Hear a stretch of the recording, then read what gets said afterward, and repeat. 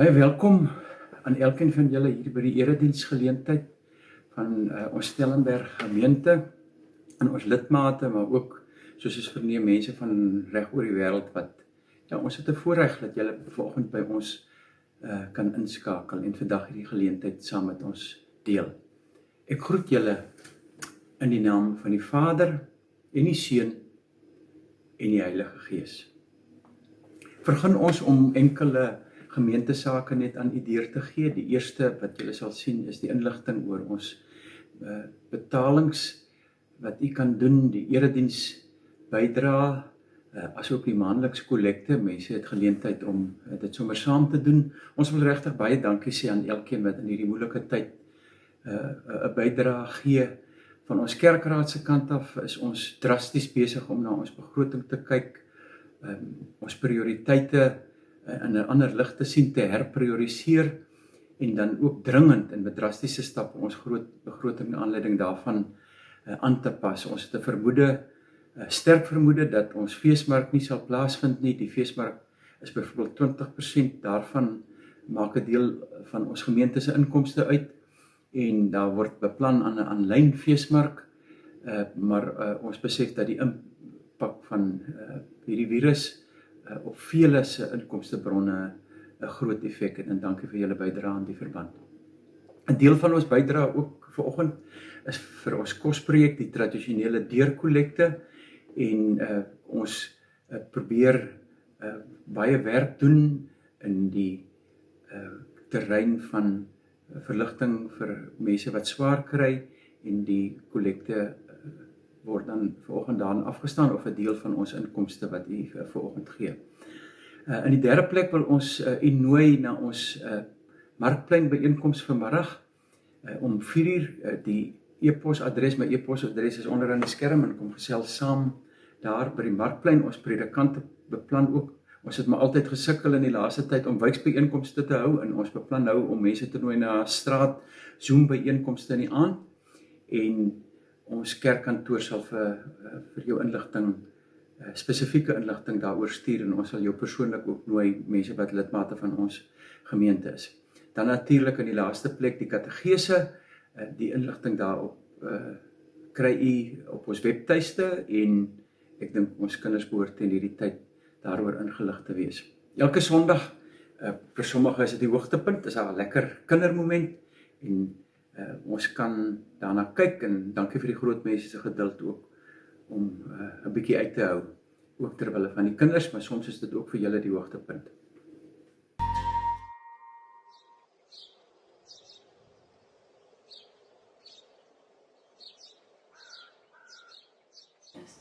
Julle het julle al ooit gedink oor hoe jou spiere groei? Nou dit is eintlik 'n baie grous en lang proses, maar as jy gaan gym, is daar klein spiertjies, klein fibers binne jou spiere wat genoem word myofibrille.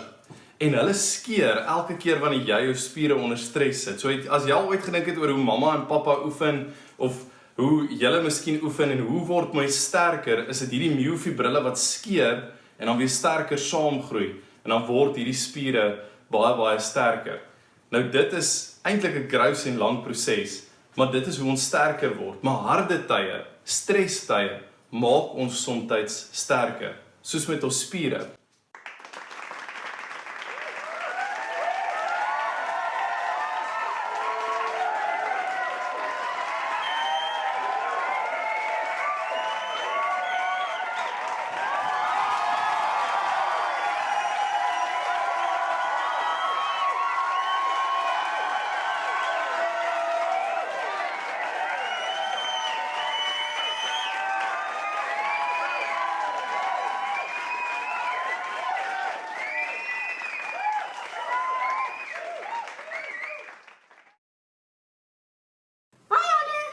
Hi Fluffy, hoe gaan dit met jou? Goed, dankie. Ek hoor jy praat oor spiere wat groei. Jy moet check hoe baie het my spiere al gegroei. Yes, ek weet. Ons het ook 'n hondjie en ons het vir hom baie goeders al gevoer om hom groot en sterk te maak. Wat is sy naam? Sy naam is Titus en hier so hy gelyk het toe hy klein was. Nou moet jy sien hoe hy nou lyk.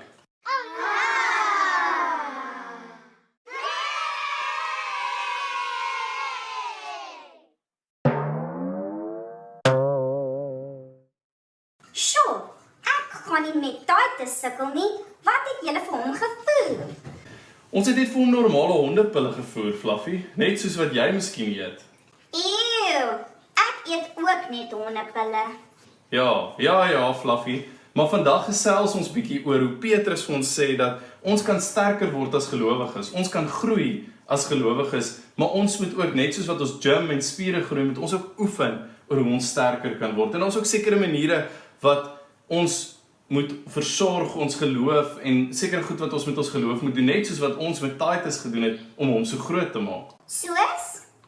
So, jy kan goeders doen soos om meer op God te vertrou, of jy kan oefen om elke dag beter en beter op te tree en dit 'n roetine te maak in jou lewe. Dit is maniere hoe ons miskien kan groei in ons geloof. So, dis soos ons gym vir ons geloof.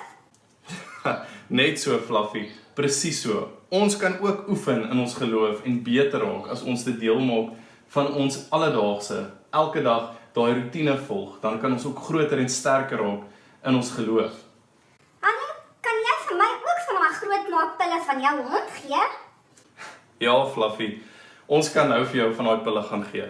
Julle, kom ons gaan laai die les af en dan nooi ek julle uit om dit saam met ons na die diens te doen, om bietjie saam met ons te dink oor hoe ons groei in ons geloof. Totsiens julle, sien julle weer. Bye.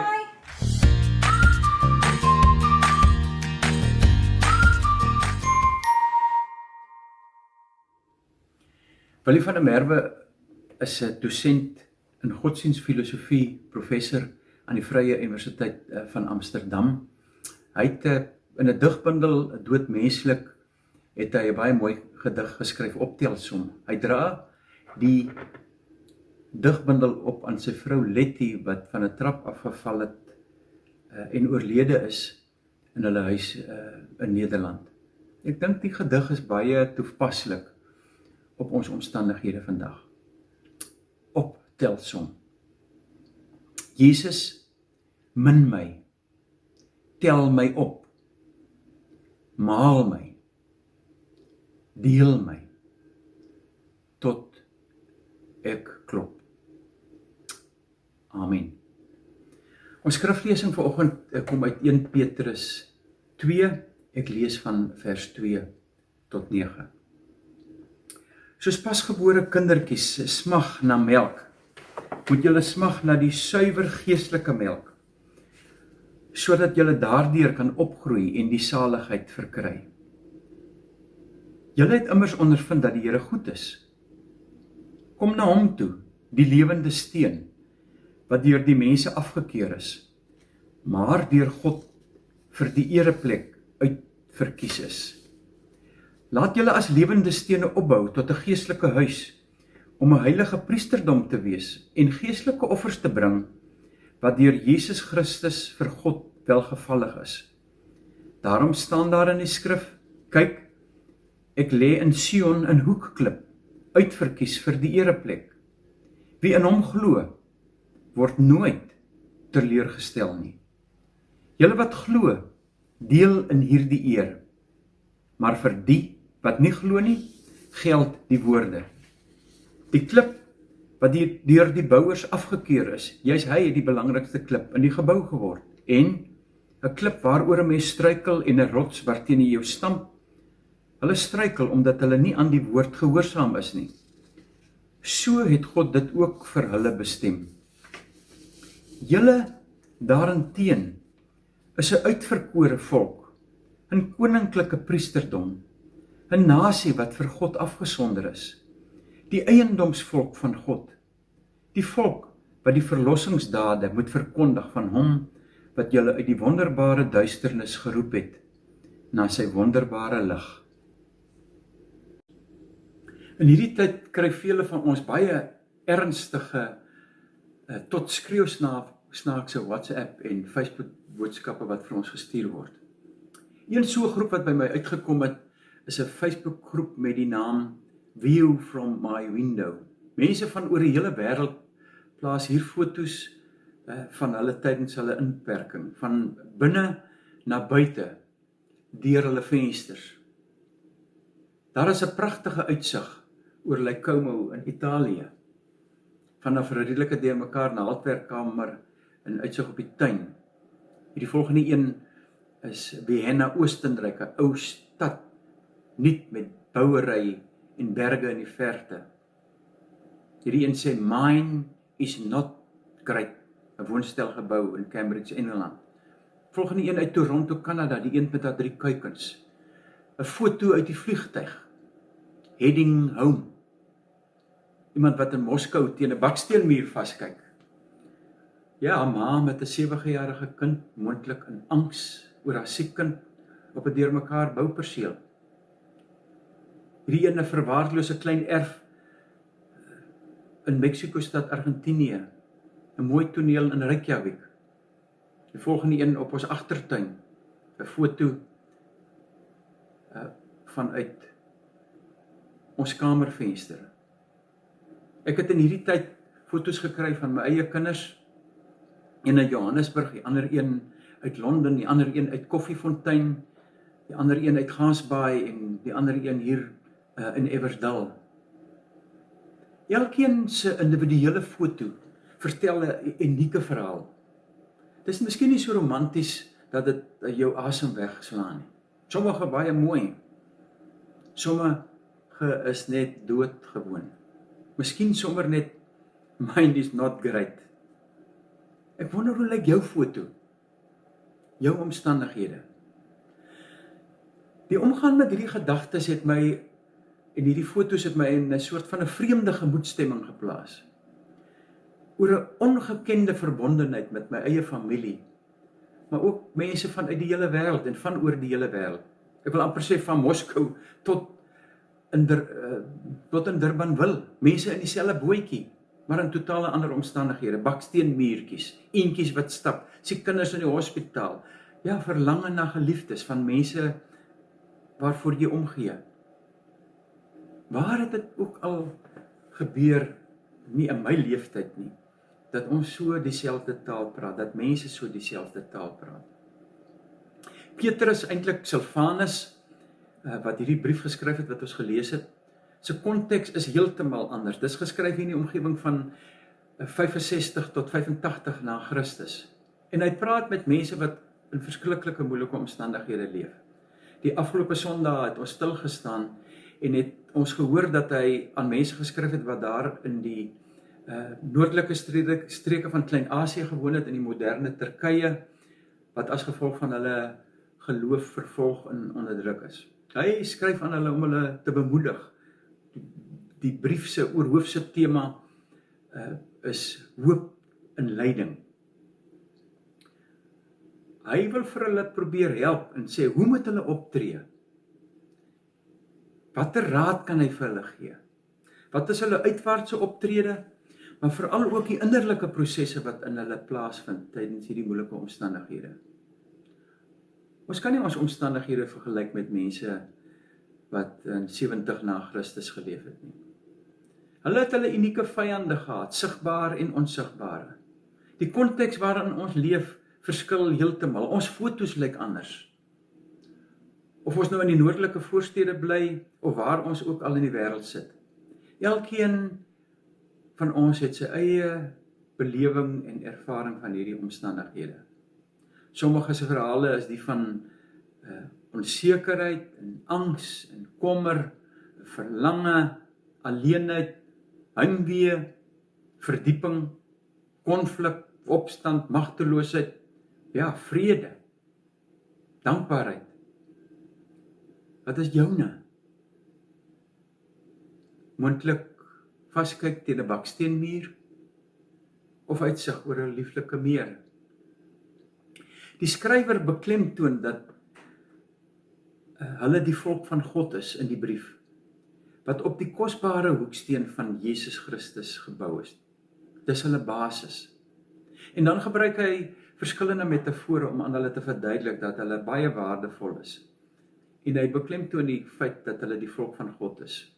Die laaste een wat hy gebruik, hy sê hulle is lewende stene wat opgebou moet word tot 'n geestelike huis en gevorm en verander moet word, en dan sê vers 4 baie mooi, om diensbaar te wees wat deur Christus vir God welgevallig is. En dan aan vers 2 sê hy, hulle moet soos pasgebore babas wat smag na melk, smag na die geestelike melk, om op die manier tot geestelike volwassenheid te kom. Richard Rohr, 'n Fransiskaanse geestelike, skryf die afgelope tyd oor lyding en angs en vrees en swaar kry, ook na aanleiding van wat mense in die tyd deurmaak. En hy sê dat die ontwikkelde westerse wêreld soms baie naïef is oor pyn en swaar kry. En 'n sekere sin amper nie tyd daarvoor het nie. En nou het ons tyd om anders te kyk.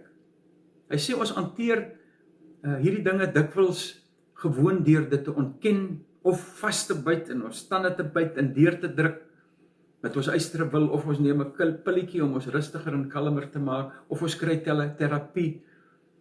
En dan sê hy, vergeet ons soms die voor die hand liggende. Hy sê baie mooi, we do not handle suffering. Suffering handles us. Ons hanteer nie die lyding nie. Die lyding hanteer ons. Die COVID-19, hierdie corona, hy werk met ons. En hierdie melk wat ons nou moet drink, dit lyk in proe 'n bietjie anders. Ja, geestelike melk, vol voedingsmiddele. In hierdie tyd geleef van elkeen van ons se lewe, kry ons hierdie melk, en vir elkeen van ons proe dit anders. En ek wil net by een aspek stil staan wat van kindertjies belang is as hulle melk drink.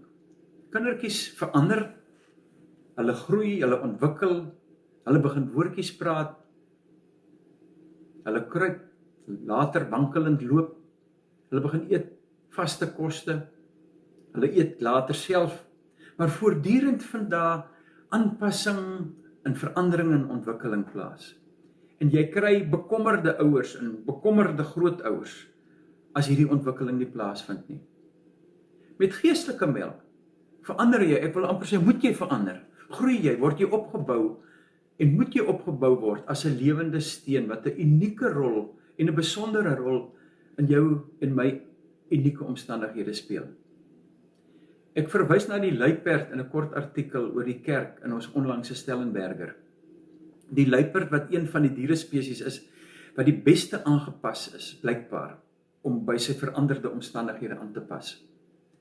Bevolkingsaanpas, ontwikkeling, uitbreiding plaas reuse druk op hulle natuurlike omgewing, hulle kosvoorsiening, natuurlike jaggebiede, natuurlik vir baie diere, maar ook spesifiek vir die luiperd.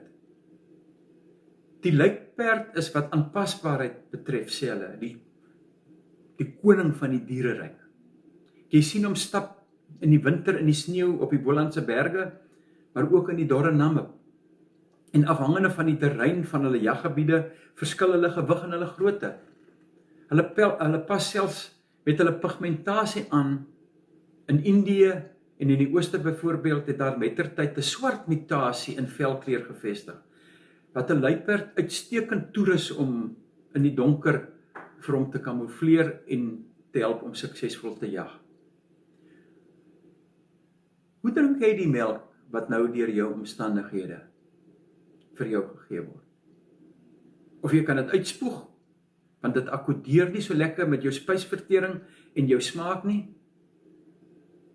Of jy nou in die yskoue Bolandse berge moet jag maak, 'n kleiner area van die Kruger Park, of die Indiese of Maleisiese ooste, dan moet 'n aanpassing plaasvind. Die Here gee vir ons die gawes en die vermoë om aan te pas. Om as lewende stene gebruik en ingemessel te word in 'n nuwe veranderde gesins, geloofs, werk en samelewingsomstandighede en gemeenskap. Rahm Emanuel, hy was raadgewer van een van die voormalige Amerikaanse presidente, het tydens een van die groot politieke krisisse blykbaar gesê: Never let a serious crisis go to waste. Anders gestel, moenie dat die geleentheid wat 'n groot krisis bied, moenie dat dit verbygaan nie. Dit kan klink soos bloot positiewe praat en bemoediging en motivering. Maar dit is nou juis die geleentheid om verder te gaan as wat jy gewoonlik kan. Die ekstra tree te loop. Verder uit te reik as normaalweg. Dit is die geleentheid om dinge te doen en aan te pak wat jy nie voorheen aan gedink het om te doen of te probeer nie. Hoeveel kunstenaars en besighede in kerke het in hierdie dae met kreatiewe planne na vore gekom om aan te pas en hulle dienste aan te bied en besigheid te doen. Ek kan letterlik tientalle voorbeelde noem. Karen Zoid wat 'n uitvoering op 'n woonsteldak in haar Kaap hou en sy noem dit Concert on the Rooftop. Een van die groot supermarkgroepe se plaaslike kruidenierswinkels hier naby in 'n kleiner sentrum wat aangekondig het dat hulle nie meer skryfbehoeftes in hulle winkel gaan verkoop nie, sodat kliënte ander skryfbehoeftes ondernemings in dieselfde kompleks wat uitsluitlik skryfbehoeftes verkoop kan ondersteun. Netwerk 24 berig dat 'n groep meganiese ingenieurs van Noordwes Universiteit, kan jy dit glo, 'n kitsbank vir pap ontwerp en in bedryf gestel het. Dit kan honger Suid-Afrikaners blykbaar teen 'n laer koste voed, die verspreiding van kospakkies wat moeilik is en dit uitskakel, die oordrag van die virus tot die minimum beperk, en dan neem hulle verrykte gaar mieliemeel en daar word blykbaar suiker en melk bygevoeg in 'n pakkie van 5 kg en verseël, en die ontvanger gaan na die kitsbank toe, hy druk sy pinnommer in en sien daar kom die 5 kg pakkie uit. Die Stellenberg gemeente en ons eie gemeente het ons regtig probeer om op kreatiewe maniere te kommunikeer, ons eredienste en kategese aan te bied en met lidmate ook te kommunikeer, om voortdurend ook by ons gemeentebeleidnes aan te pas en aan te sluit, om voortdurend te verander en te vernuwe, omdat ons weet dat ons met 'n ander normaal vir die afsienbare toekoms te doen het. Mag jy regtig en ek die genade kry om aan te pas. Mag hierdie tyd vir jou en my suiwer geestelike melk wees en jy daarmee as lewende steen opgebou word. Amen.